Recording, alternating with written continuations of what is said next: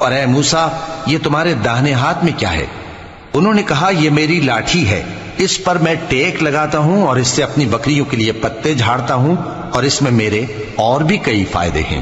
فرمایا کہ موسیٰ اسے زمین پر ڈال دو، تو انہوں نے اس کو ڈال دیا اور وہ یکا یک سانپ بن کر دوڑنے لگا۔ فرمایا کہ اسے پکڑ لو اور ڈرنا مت، ہم اس کو ابھی اس کی پہلی حالت پر لوٹا دیں گے، اور اپنا ہاتھ اپنی بغل میں دبا لو کہ وہ کسی عیب و بیماری کے بغیر سفید چمکتا دمکتا نکلے گا۔ یہ دوسری نشانی ہے تاکہ ہم تمہیں اپنے بڑے بڑے نشانات دکھائیں۔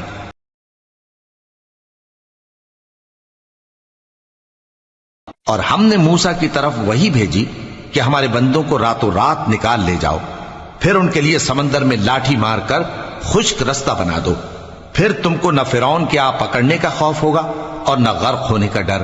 پھر فرعون نے اپنے لشکروں کے ساتھ ان کا تعاقب کیا تو سمندر کی موجوں نے ان پر چڑھ کر انہیں ڈھانک لیا، یعنی ڈبو دیا، اور فرعون نے اپنی قوم کو گمراہ کر دیا اور سیدھے رستے پر نہ ڈالا۔